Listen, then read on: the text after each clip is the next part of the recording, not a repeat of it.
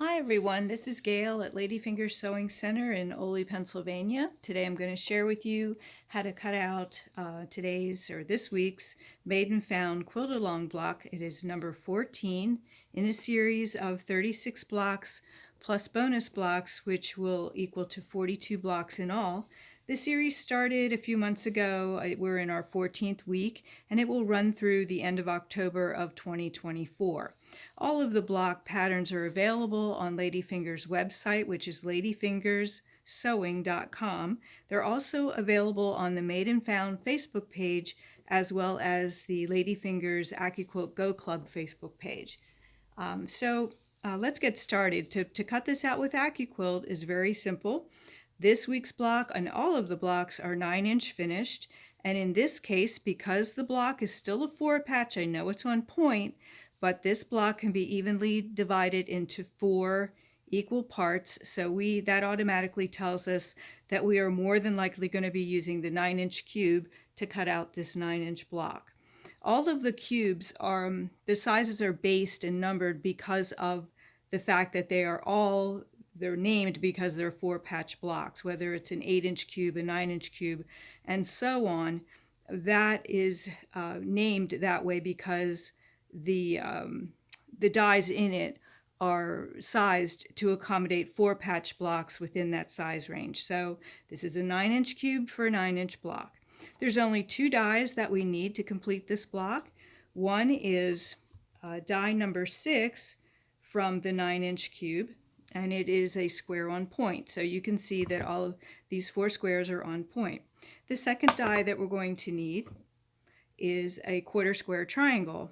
So if you were to put 4 of those triangles together, you would see that that creates a quarter square triangle, and that's what we'll need for the triangles that you see here. So we'll cut those out first because they're kind of sort of the background fabric for this block in this color configuration. And I know that you know by now that you can color these blocks however you wish. There's no set plan, there's no rules. This is your block, your quilt. So for the quarter square triangles, it's very important that you make sure that the long edge is a straight of grain. You definitely want that because it is the outer edges of your block and you want those to be stable. So I've already figured that out. My grain line is lengthwise so that I have that no stretch going on. And I'm cutting both my, I need 4 of each color. So that gives me 4. Well, I'll cut them twice because I have to make 2 passes anyway, because you can only cut 6 layers of fabric at a time. Don't forget that.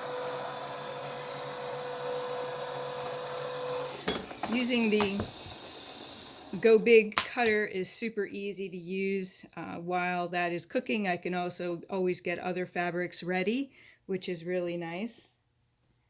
And it's even faster than using the cutters that you turn by hand, but turning by hand is still way faster than cutting with a rotary cutter, that's for sure. And it's accurate. And in the case of triangles and other shapes that require it, the dog ears are trimmed off ahead of time, which makes it really nice when it comes to piecing. Okay, so we have our backgrounds cut. And now the only thing left are the 4 squares that are on-point squares, but they're nevertheless squares, and they're in the middle of the block. And those I can cut all at one time. I'm using an orange and a bright purple for my squares. And I can cut, whoops, I need the other die, don't I? Okay.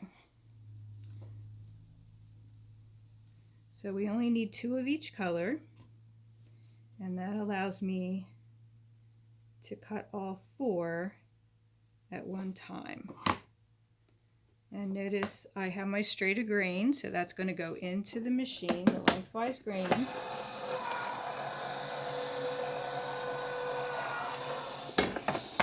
Rub the mat so you don't get any static. It's a wet day here, so that's not a problem. And as usual, I do my best to cut off all the little schnibbles ahead of time. And then these scraps will go in my scrap bag towards other blocks or other projects that I'll have. So look, just like that, we have all of our pieces cut out.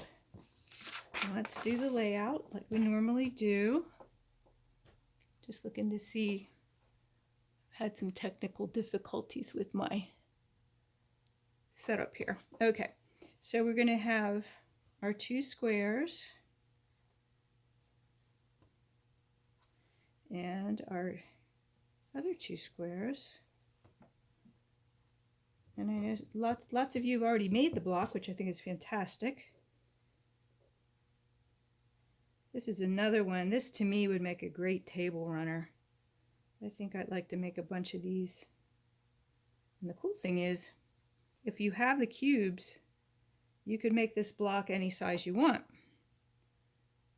So if you wanted a larger block, let's say I wanted a wider table runner and I wanted it wider than, let's say 9 inches and a border, I could certainly do that by using a larger cube. Okay, that one goes there. I'm going to make sure you can see it. Okay. Now for sewing this block, you can follow along with the directions that are on your printed pattern. You're sewing a triangle to a square. You're making units. You're making these triangle units. And then you're sewing those units to each other. So you can see the sequence. It's really quite simple. This will fall together in no time flat. I know that this is a quickie. This is one of the easiest blocks in the series, and I hope you enjoy making it. I hope this helped you follow along, and be sure to tune in next week when we do block 15.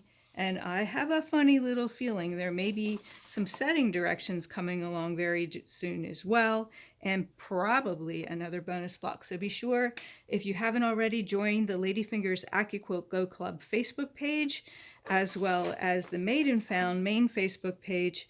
Join us. Be sure to follow us and subscribe to the Ladyfingers YouTube channel, where all of these videos and much, much more live. Okay? Thanks for watching and have a great day.